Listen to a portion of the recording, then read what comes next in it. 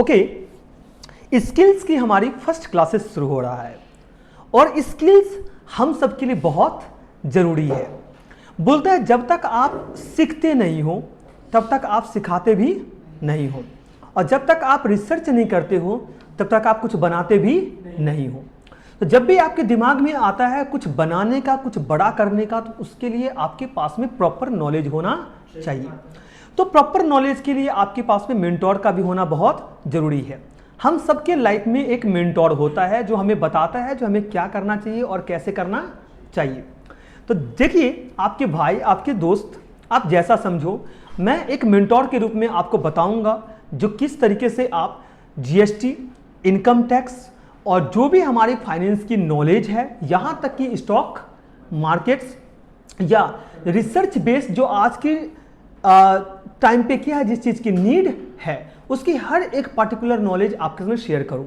सबसे पहले मैं शुरुआत कर रहा हूं इनकम टैक्स रिटर्न से। मेरे दिमाग में एक ही क्वेश्चन सबसे पहले आता है, who need to file return, यानी who need to file return मतलब रिटर्न, इनकम टैक्स रिटर्न किस किस को फाइल करना पड़ता है।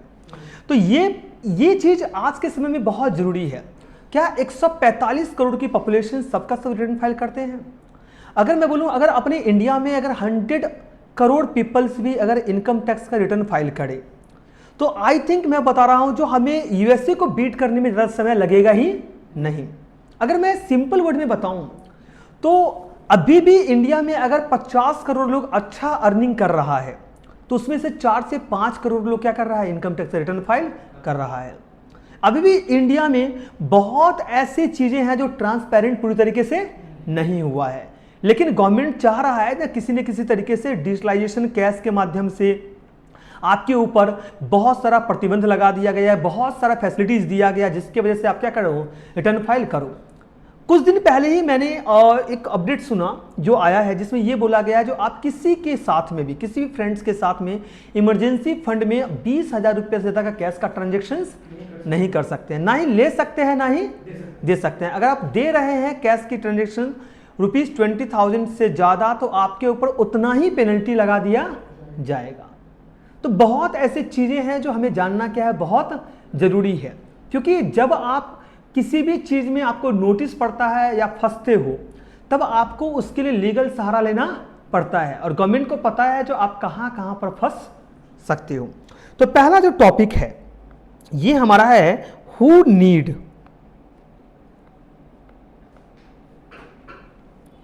To file ITR, who need to file ITR। बिल्कुल। अब आपका जो आंसर होगा वो बेसिकली हम लोग जो है ना, कम से कम 5 लोगों को इसमें शामिल करते हैं। सबसे पहला हम और आप जैसे लोग आते हैं जिसे हम बोलते हैं इंडिविजुअल्स। दूसरा, हिंदू अनडिवाइडेड फैमिली, अगर आप इसके अंदर रजिस्टर्ड हो तो। तीसरा, AOP, AOP का मतलब होता है एसोसिएशन ऑफ पर्संस। फिर आता है BOI, BOI का मतलब होता है बॉडी ऑफ इंडिविजुअल्स। फिर आता है कंपनी।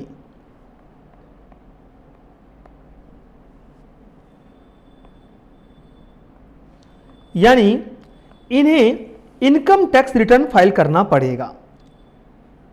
मैं रिपीट कर रहा हूं, इन्हें क्या करना पड़ेगा, इनकम टैक्स रिटर्न फाइल करना पड़ेगा। ओके, अब आपके दिमाग में यह भी आना चाहिए इनकम टैक्स रिटर्न फाइल कब होगा। ऐसा थोड़ी है जो जितने भी इंडिविजुअल है सबका सब क्या करें, इनकम टैक्स रिटर्न फाइल करें। नहीं सर, अगर आपकी टोटल इनकम एक्सीड करता है बेसिक एग्जेम्पशंस लिमिट से। बेसिक एग्जेम्पशंस लिमिट क्या है, जहां तक गवर्नमेंट ने ये बोल के रखा है जो अगर आप इतना अर्न करते हो तो इसके ऊपर 1 रुपया भी टैक्स देने की जरूरत नहीं है, उसे बेसिक एग्जेम्पशंस लिमिट बोलते हैं। अगर वो लिमिट एक्सीड करते हो without deduction under chapter 6A, यानी कि जो भी रिटर्न फाइल करोगे तो 80C से लेकर के 80U तक जो आपको छूट मिलता है विदाउट एनी डिडक्शंस, डिडक्शंस क्या होता है, गवर्नमेंट आपको बोलता है आप टैक्स प्लानिंग करो और अलग अलग चीज़ों में इन्वेस्ट करो और उसके बेनिफिट्स टैक्स के रूप में आप लो। इससे आपको जो इनकम टैक्स है ना वो कम पे करना पड़ेगा। तो ये क्या बोलना चाहता है, अगर आपका टोटल इनकम एक्सीड करेगा बेसिक एग्जेम्पशंस लिमिट से without deduction under chapter 6A, under chapter 6A मतलब 80C to 80U is required to file a returns.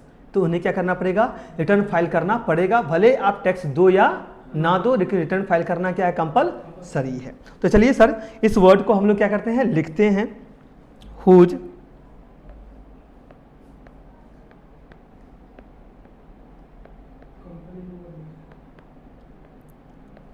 Total income exceeds basic exemptions limit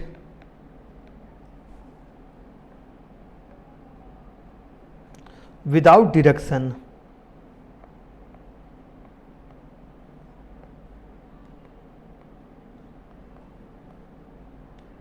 under chapter 6A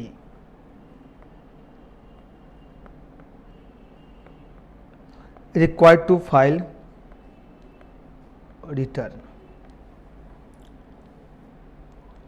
चलिए यहां तक तो हमें समझ में आ चुका है किस किस के लिए एप्लीकेबल है और कब एप्लीकेबल है और किससे पहले करना पड़े, देखना पड़ेगा डिडक्शन से ठीक पहले, विदाउट एनी डिडक्शंस बोल रहा है। Clear sir. अब हम आपको बताने जा रहे हैं रिटर्न फाइल करना कंपलसरी क्यों है। तो इसके लिए कुछ चीजें देखा जाता है, जिसमें सबसे पहला ये देखा जाता है जो डिपॉजिट्स आप जो कर रहे हो ना पैसे, वो वन और मोर करंट अकाउंट, एक या एक से ज़्यादा करंट अकाउंट में अगर ग्रेटर देन 1 करोड़ कर रहे हो, यानी कि 1 करोड़ से ज़्यादा अगर क्या कर रहे हो, जमा कर रहे हो, तो भैया आपके लिए रिटर्न फाइल करना कंपलसरी है। दूसरा, फॉरेन ट्रैवल एक्सपेंडिचर्स अगर आपका 2 लाख रुपया से ज़्यादा है प्रीवियस ईयर में, तो रिटर्न फाइल करना कंपलसरी है। तीसरा, अगर आपकी इलेक्ट्रिसिटी एक्सपेंडिचर 1 लाख रुपया से ज़्यादा है प्रीवियस ईयर में, तो रिटर्न फाइल करना कंपलसरी है। और भी कंडीशन है जो बता रहा हूँ, अगर आपके बिजनेस की सेल्स अगर 60 लाख रुपया से ज़्यादा है तो आपको रिटर्न फाइल करना कंपलसरी है। अगर आप प्रोफेशनल्स हो और आप रिसीव कर रहे हो उसकी ग्रॉस वैल्यू 10 लाख से ज़्यादा है तो रिटर्न फाइल करना कंपलसरी है।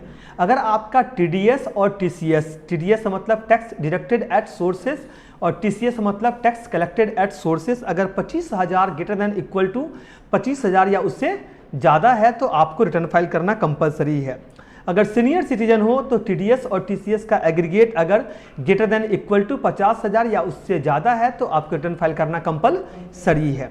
अगर आप सेविंग अकाउंट में डिपॉजिट कर रहे हो greater than equal to 50 lakh तो रिटर्न फाइल करना क्या है, कंपलसरी है। सर समझ में आ रहा है कि नहीं आ रहा है, तो चलिए इसके बारे में अब लिखना शुरू करते हैं। तो लिखेंगे filing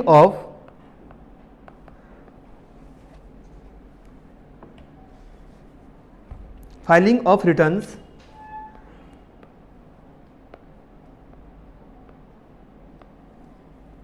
is compulsory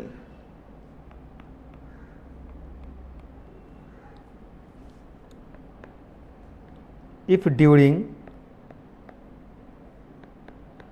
previous year such person has, पहला पॉइंट्स लिखेंगे डिपॉजिट्स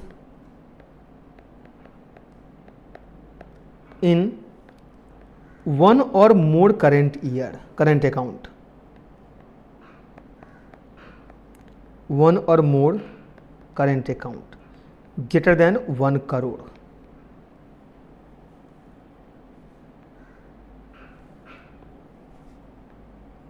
दूसरा, incurred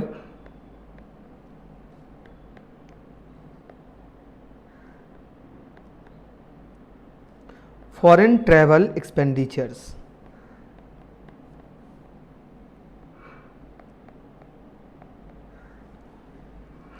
greater than 2 lakhs।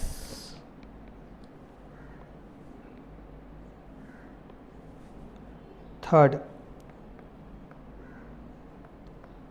incurred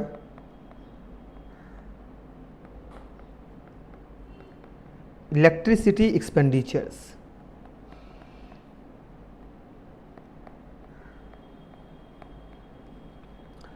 greater than 1 lakhs. Got my points? Next, number 4, fulfill such other prescribed conditions.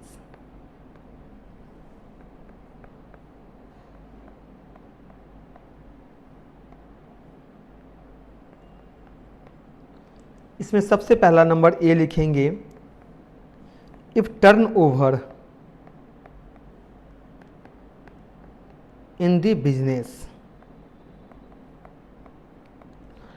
greater than 60 lakhs, if gross receipt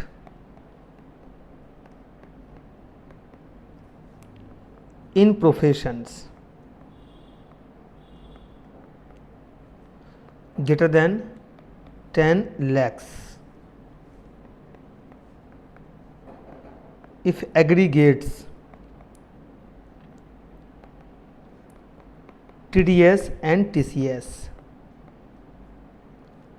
greater than equal to 25,000,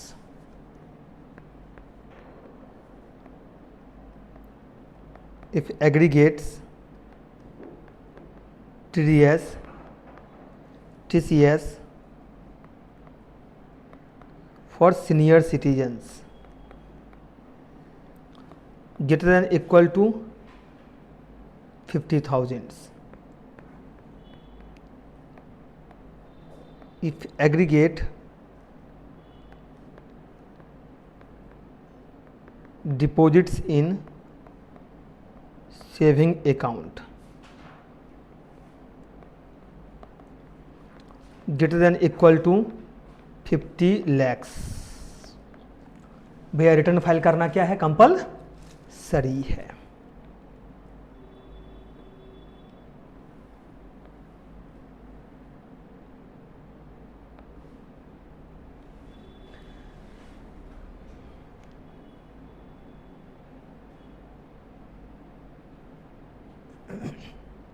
okay, तो sir यहां तक हमारा concept clear है कि नहीं है? तो हमारा कंसेप्ट यहां तक क्लियर है।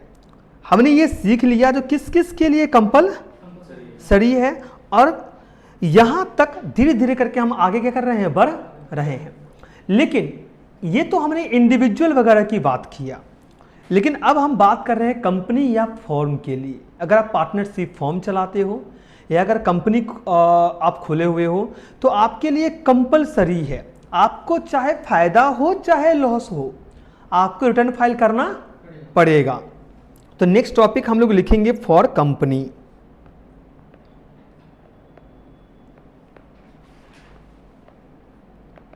एंड फॉर्म, इसमें लिखेंगे इट इज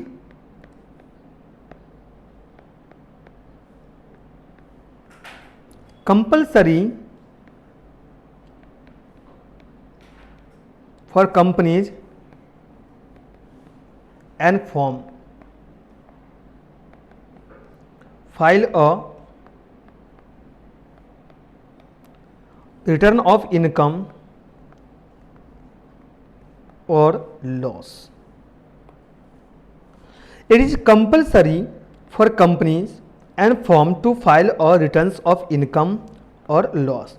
आपको तो रिटर्न फाइल करना ही पड़ेगा। गवर्नमेंट साफ शब्दों में बोल के रखा है भैया, फायदा हो या नुकसान तुम रिटर्न फाइल करो।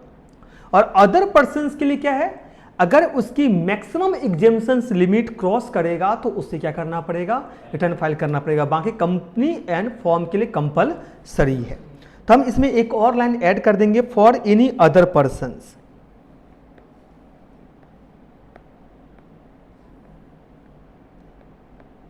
अच्छा, ये पर्सन का मतलब क्या है? पर्सन का मतलब होता है एसएससी। एसएससी का मतलब होता है हु पे टैक्स, जो टैक्स पे करने के लिए एलिजिबल है। पर्सन कोई भी हो सकता है, जो अर्न करता है उसे हम पर्सन बोलते हैं। वो इंडिविजुअल भी हो सकता है हिंदू अनडिवाइडेड फैमिली भी हो सकता है, एओपी भी हो सकता है, बीओआई भी हो सकता है, कंपनी भी हो सकता है, फॉर्म भी हो सकता है, एलएलपी भी हो सकता है। यानी अगर आप अर्न कर रहे हो तो चाहे वो आप लीगल पर्सन हो जाओ, चाहे आप नेचुरल पर्सन हो जाओ, लेकिन आप पर्सन में आ जाओगे। एनी अदर पर्सन में हम एक लाइन ऐड कर देते हैं, लिखेंगे if there income exceed the maximum exemptions limit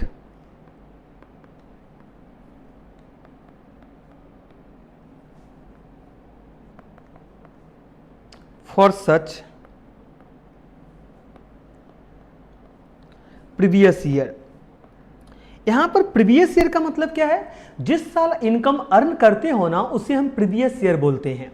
अगर मैं इस साल अर्न करूंगा 1 अप्रैल से लेकर के नेक्स्ट ईयर की 31 मार्च, यानी कि इस साल का 9 महीना, अगले साल का 3 महीना, यानी कि जो अर्न हम करेंगे 25 और 26 में, उसकी टैक्स हम पे करेंगे 26 और 27 में। तो जिस साल हम टैक्स पे करते हैं उसे हम असेसमेंट ईयर बोलते हैं, और जिस साल हम इनकम अर्न करते हैं उसे हम प्रीवियस ईयर बोलते हैं। सर कोई डाउट यहां तक? होप सो पूरा समझ में हमें आ रहा है हम क्या बोल रहे हैं। ओके, चलिए सर, जब यहां तक हम नॉलेज को क्लियर कर चुके हैं तो अब आता है ड्यू डेट क्या है रिटर्न फाइल करने का। तो नेक्स्ट टॉपिक जो हमारा आएगा ये आ जाएगा what is the due date of filing of returns, क्योंकि हमें पता होना चाहिए जो कब किसको रिटर्न फाइल करना पड़ता है। तो लिखेंगे what is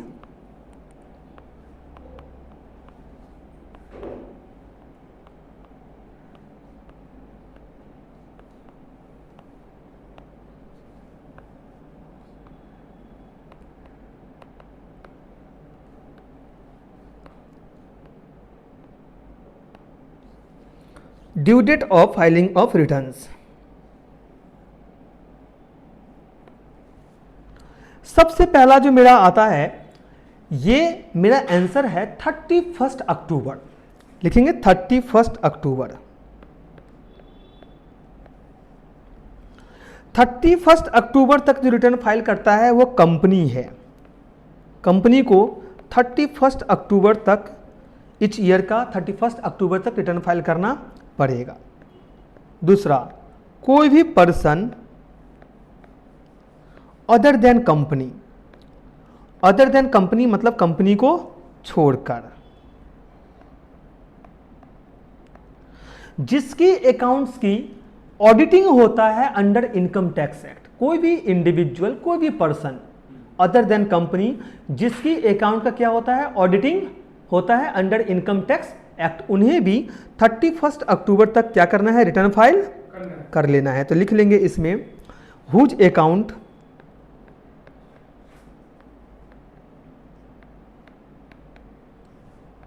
are required to be audited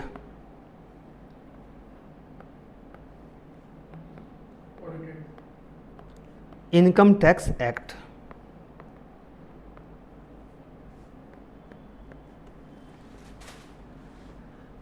यहां तक क्लियर कि नहीं है? ओके। या पार्टनर्स, जो पार्टनरशिप फॉर्म के जो पार्टनर्स हैं जिनकी अकाउंट की ऑडिटिंग होता है अंडर इनकम टैक्स एक्ट, उन्हें भी क्या करना है, 31 अक्टूबर तक रिटर्न फाइल कर लेना है। तो लिख लेंगे अ पार्टनर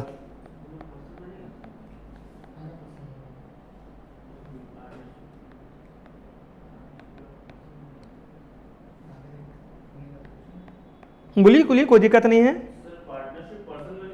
पर्सन्स में आता है बट अलग है, सेपरेट है, अदर देन कंपनी। मतलब मुकेश अंबानी किसमें नहीं आएगा, पार्टनरशिप में नहीं आएगा। हुज अकाउंट्स आर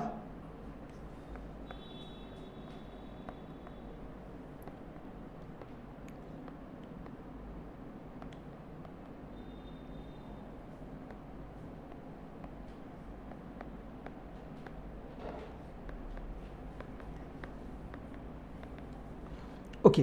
तो 31 अक्टूबर तक किस किस को रिटर्न फाइल करना होगा ये मैंने सीख लिया। नेक्स्ट जो डेट आ रहा है उसे हम बोलते हैं 30 नवंबर। 31 अक्टूबर का कहानी खत्म, तो अब क्या आ जाएगा, 30 नवंबर, 30 नवंबर।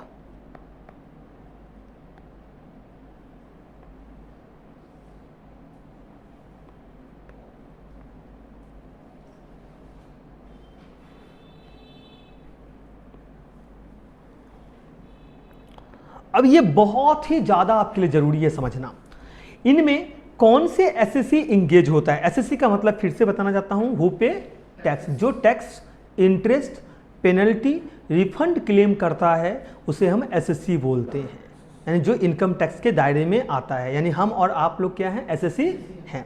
तो कौन से एसएससी इंगेज होंगे जो 30 नंबर में आ जाएंगे? सर, जो इंटरनेशनल ट्रांजैक्शंस करते हैं या स्पेसिफाइड डोमेस्टिक ट्रांजैक्शंस करते हैं, और अंडर सेक्शन 92E के अंतर्गत जो रिपोर्ट सबमिट करते हैं including the partners of the firm. Simple word में मैं आपको बोलूँगा, आप याद रखना, कोई भी एसएससी जो इंगेज होता है इंटरनेशनल ट्रांजैक्शन और स्पेसिफाइड डोमेस्टिक ट्रांजैक्शंस और जो रिपोर्ट सबमिट करता है अंडर सेक्शन 92E, तो उसे हमें क्या करना पड़ेगा, 30 नवंबर तक रिटर्न फाइल करना पड़ेगा। तो 30 नवंबर तक जो एसएससी आएगा उसमें पहला आ जाएगा कौन सा एसएससी, लिखेंगे एनी एसएससी, हाँ, any SSC who is engaged in, first लिखेंगे इंटरनेशनल ट्रांजैक्शंस,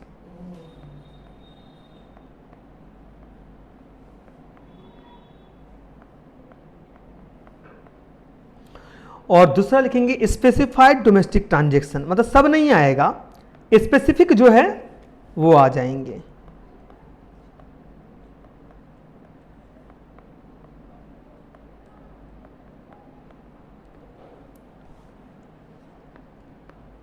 एंड जो रिपोर्ट सबमिट करता है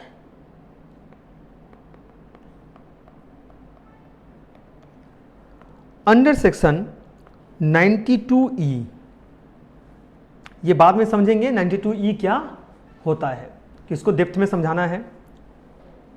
92E, सर यहां तक क्लियर है कि नहीं है? ओके, अब जो मैंने आपको बताया, पहले तो मैंने बताया 31 अक्टूबर, फिर मैंने बताया 30 नवंबर, जो इन सब में फॉल नहीं करेगा वो आ जाएगा 31 जुलाई। 31 जुलाई क्या है, इन केस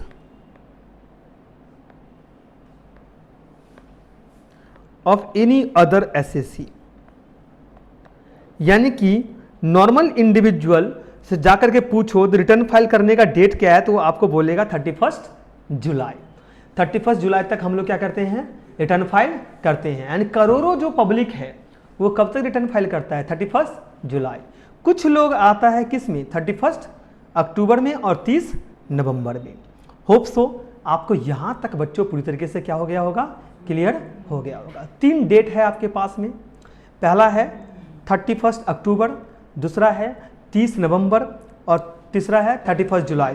तो आप एक चीज़ जानते होगे, अगर आप सीए फॉर्म में काम करोगे ना, तो आप देखोगे अगर अक्टूबर में पूजा आ जाए तो अक्टूबर महीना में ना प्रेशर्स क्या होता है, बहुत ज़्यादा हाई रहता है, बहुत ज़्यादा हाई रहता है। ये हमेशा जो बच्चे सीए करते हैं ना उनको ये झेलना पड़ता है, भयंकर तरीके से उनके ऊपर प्रेशर बनाया जाता है आर्टिकलशिप के दौरान। जैसे मेरे ऊपर भी बहुत, मतलब सुबह जाता था 8 बजे, 7:30 बजे और रात को 9 बजे 10 बजे घर पहुंचता था।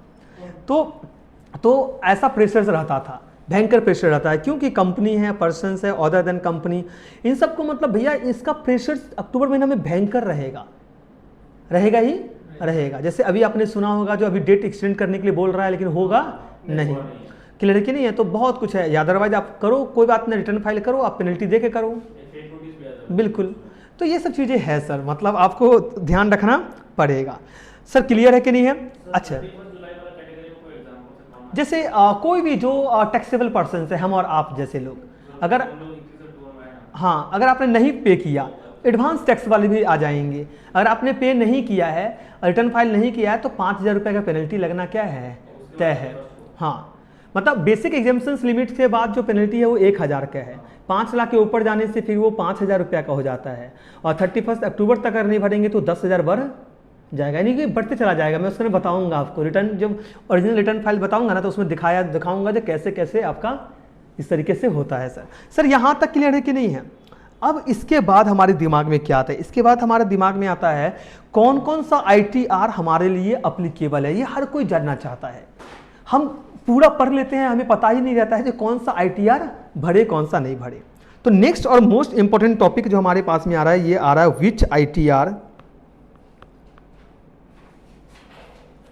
विच ITR form is applicable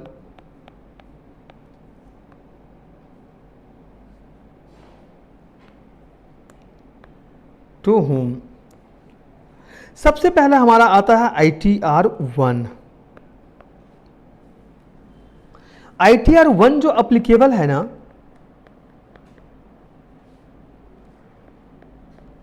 applicable for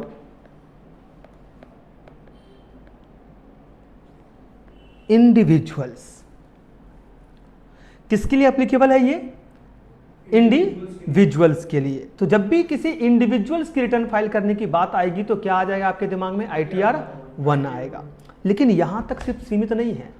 this return is applicable for residents other than not ordinarily residents. आपने सुना होगा 730 दिन वाला क्राइटेरिया और 2 साल वाला क्राइटेरिया सुना होगा, अगर आपने रेसिडेंशियल स्टेटस पढ़ा होगा तो।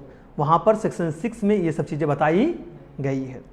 This return is applicable for और रेसिडेंट्स इंडिविजुअल जिनकी टोटल इनकम जो है अप टू ₹50 लाख है, उसी को ITR 1 क्या करना पड़ेगा? फाइल करना पड़ेगा। चाहे वो सैलरी हो, चाहे वो पेंशनर हो, चाहे वो उनके पास में एक घर हो, मोर देन 1 हाउस नहीं, सिर्फ एक ही घर होना चाहिए। और अदर सोर्स में उनकी कमाई कहाँ से हो रहा हो? इंटरेस्ट से हो रहा हो, फैमिली पेंशन से हो रहा हो और डिविडेंड से हो रहा हो। सर बाद में बात करेंगे, क्योंकि उस चीज़ का कोई यूज नहीं है। मैं जो बता रहा हूँ उस पर चलिए, आप मुद्दों को भटकाइए नहीं, क्योंकि ये आपके लिए जानना बहुत क्या है, जरूरी है। और एग्रीकल्चर इनकम अप टू जिसका कितना है 5000 तक है, उनको ITR क्या करना पड़ेगा? फाइल करना पड़ेगा। सब बता देंगे, कुछ नहीं छोड़ेंगे। आप घबरा क्यों रहे हो? यहां तक क्लियर है कि नहीं है? तो चलिए सबसे पहले तो हम लिखते हैं दिस रिटर्न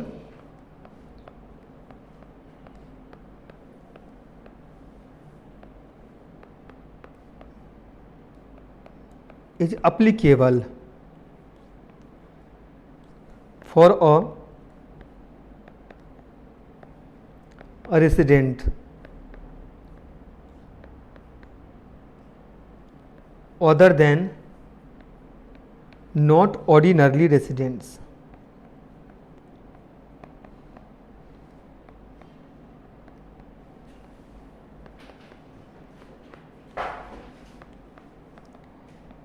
individual having हाँ total income from any of the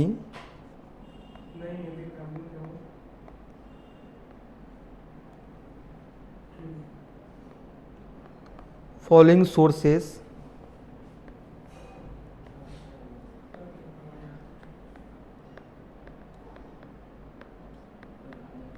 $50 lakh.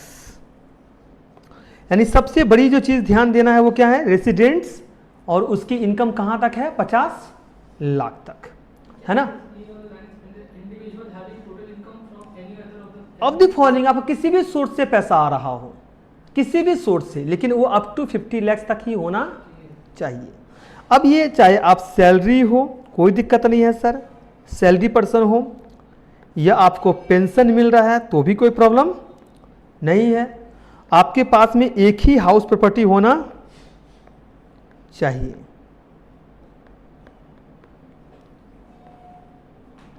दूसरा, अदर सोर्सेस में जो आपकी कमाई है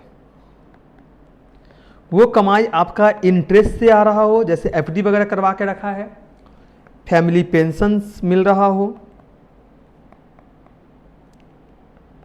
या शेयर से आपको डिविडेंड मिल रहा हो, तो भैया आप क्या फिल करिए?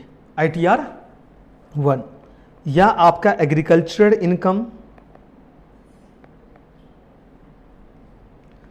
इनकम अप टू ₹5,000, याद रखिएगा। एग्रीकल्चर इनकम कितना तक होना चाहिए? Up to ₹5,000। तो हमें ये तो समझ में आ गया जो ITR-1 किस किस को फाइल करना है, ITR-1 किस किस को फाइल करना है, ये हमें क्लियर है कि नहीं है सर? बिल्कुल। मजा आ रहा है क्या आप लोग को? ओके। अब हम ये समझते हैं जो ITR-1 can not be used by person, किन किन को यूज नहीं करना है, क्योंकि हमें ये भी समझना बहुत क्या है, जरूरी। हम ये तो समझ गए जो कौन कौन ITR-1 भरेगा, लेकिन हम ये नहीं समझ पा रहे हैं जो कौन कौन नहीं भर सकता है। तो नेक्स्ट टॉपिक जो हम लोग लिखेंगे, ITR-1 can not be used by a person who, अगर आप किसी कंपनी की डायरेक्टर्स हो तो आप ITR-1 फाइल नहीं करेंगे, याद रखना। अगर किसी भी कंपनी का क्या हो, आप डायरेक्टर्स हो तो आप ITR-1 फाइल नहीं करेंगे।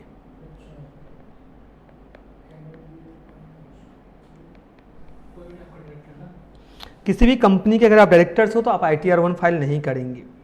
दूसरा, अगर आपने प्रीवियस ईयर में अनलिस्टेड इक्विटी शेयर्स लेकर के रखा है, क्या लेकर रखा है? अनलिस्टेड, जो शेयर्स स्टॉक मार्केट में लिस्टेड नहीं है, चाहे वो बॉम्बे स्टॉक एक्सचेंज हो या नेशनल स्टॉक एक्सचेंज हो, तो भैया आप ITR-1 फाइल मत करिए। Has held any unlisted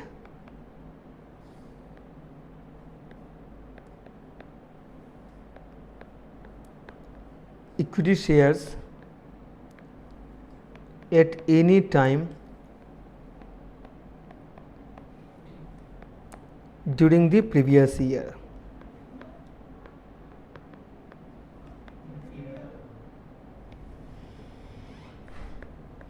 next जो है, अगर आप ऐसे समझिएगा, कोई भी एसेट्स जो आपकी लोकेटेड है आउटसाइड इंडिया में, जिस एंटिटी पे आपकी फाइनेंशियल इंटरेस्ट है, कोई भी एसेट्स जो कहां पर लोकेटेड है, आउटसाइड इंडिया में, और उसमें आपकी फाइनेंशियल इंटरेस्ट है, तो भैया आप ITR-1 फाइल मत करिए। तो लिखिए हैज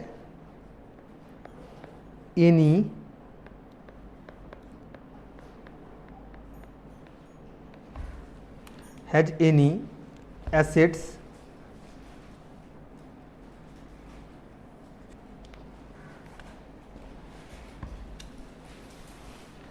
including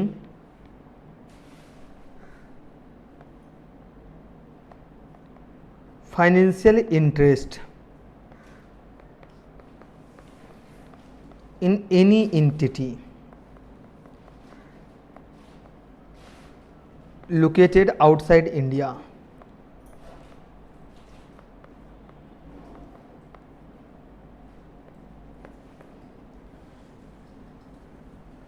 कोई भी अकाउंट जो लोकेटेड है आपका आउटसाइड इंडिया में और उसकी साइनिंग अथॉरिटी आपके पास में है, जैसे स्विस बैंक में आपका अकाउंट है और उसकी साइनिंग अथॉरिटी किसके पास में है, आपके पास में है, तो ITR-1 भाई फाइल मत करो।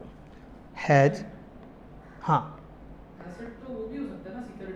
कुछ भी आपका हो, फाइनेंशियल इंटरेस्ट जिससे आपको फाइनेंशियली क्या हो रहा हो, फायदा हो रहा हो, आपका कुछ भी एसेट्स हो, फाइनेंशियली अगर आप गेन कर रहे हो किसी भी एंटिटी से, तो भैया आप मत फाइल करिए।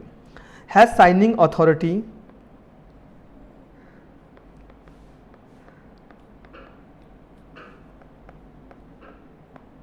इन एनी अकाउंट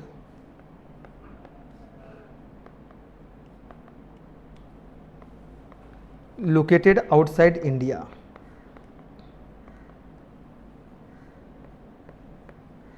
या कोई इनकम फ्रॉम एनी सोर्सेस कहां से आ रहा है, आउटसाइड इंडिया से। Has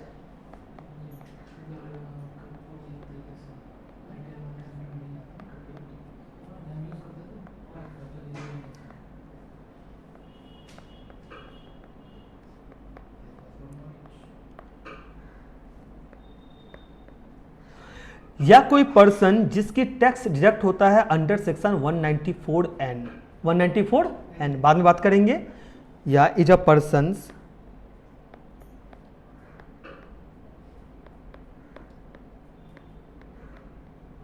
in whose case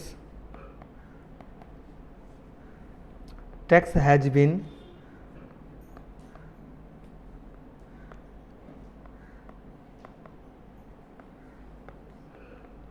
$194N, या आपकी लॉस क्या हो रहा है, कैरी फॉरवर्ड हो रहा है under any heads of income. जैसे आपका बिजनेस लॉस, हाउस प्रॉपर्टी का लॉस क्या हो रहा है, दूसरे हेड्स में कैरी फॉरवर्ड हो रहा है और उसे सेट ऑफ हो रहा है। सेट ऑफ की बात नहीं मैं बोल रहा हूं, कैरी फॉरवर्ड हो रहा है। तो भैया आप क्या मत करिए, रिटर्न फाइल मत करिए। हैज एनी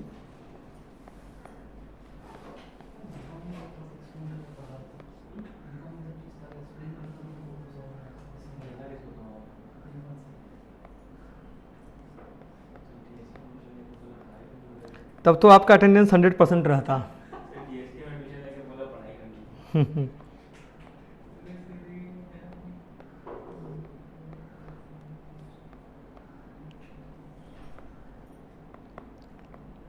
एक्चुअली हमारा जो एजुकेशन सिस्टम है वो ट्रैप्ड है। अगर वो ट्रैप्ड ना हो ना तो यहाँ से बेहतर एजुकेशन कहीं का हो ही नहीं सकता अगर उसको यूटिलाइजेशन सही से होगा। और लास्ट हम क्या लिखेंगे, हैज़ टोटल इनकम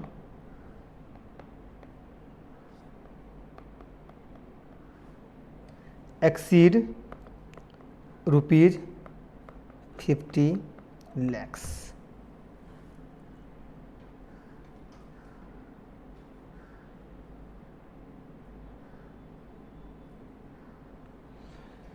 सर समझ में आ रहा है कि नहीं आ रहा है? तो हमारा जो आज की क्लासेस था वो ITR 1 को लेकर के था। होप सो इसकी कंसेप्ट पूरी तरीके से क्या हो गया होगा, क्लियर। अगला क्लास में हम बात करेंगे ITR 2, ITR 4, फिर देन आफ्टर हम बात करेंगे ITR 4 में क्या यूज होगा, ITR 3, ITR 5, ITR 6, ITR 7। Got my points? किस में कौन सा हेड्स का इनकम आता है, किस में कौन सा हेड्स का इनकम नहीं आता है, इन सब के बारे में अगले क्लास में क्या करेंगे, चर्चा करेंगे। थैंक यू सो मच बच्चों।